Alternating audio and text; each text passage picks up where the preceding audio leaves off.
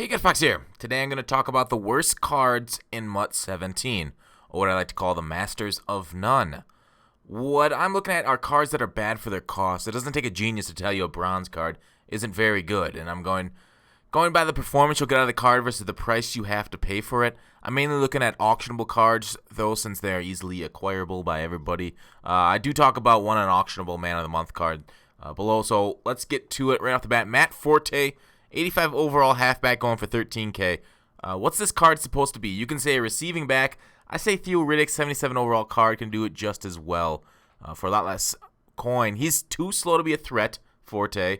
Not enough trucking to be valuable in short yardage. He's a man without a role in an offense. I would avoid this card at all costs. Next, let's move on to Julian Edelman. He's a season challenger, 85 overall wide receiver going for 75K. Now that's just ridiculous. A position that you need to be tall and or a burner to excel in Madden. He's 5'10 and has 84 speed. Linebackers will be keeping up with this guy. Users can chase him and outrun him across the field. He's got high route running, but a corner with halfway decent speed will run laps around this guy. His catch in traffic, run block, and spec catch aren't even that great for such a slow player. All right, Benjamin Watson, 85 overall tight end. He's going for 49K. His run block is low. His speed is low. What else does a tight end do besides for run and block? And this card goes for 15K more than Greg Olson's 86 overall. And Greg loses a bit of run block, but they're both pretty near each other. Greg is faster with better catching and route running. Usually if a guy trades off speed, he gets it somewhere else. Watson just got it in the butt like Jenna Jameson. Eric Winston, 85 overall right tackle. I think is the worst offensive lineman. He's 80K, tied for the 5th most expensive offensive lineman with only 87 run block and 85 pass block on this card.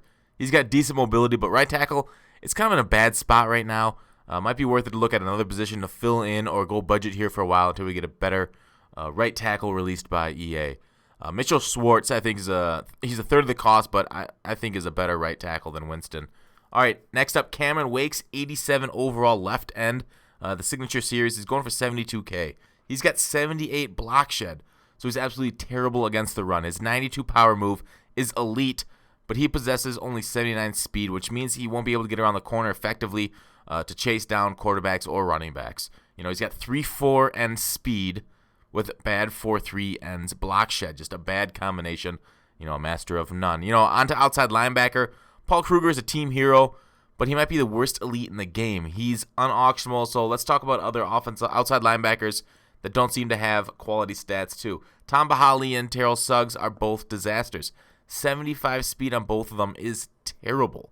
78 and 81 acceleration, ouch.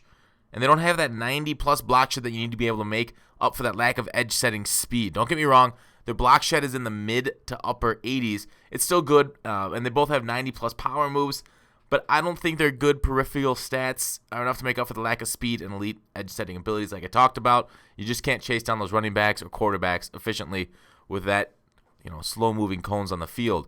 That speed. All right, Holly's 11K and Suggs 17. Both are inferior gold cards. I like Clowney and Barr much better than either one of those cards.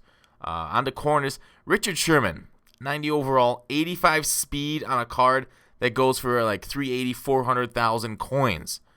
Wow, 85. You want to let up a one-play touchdown, he's your man. In fact, any cornerback with less than 88 speed is bad. Sherman is just the most expensive with that kind of terrible speed.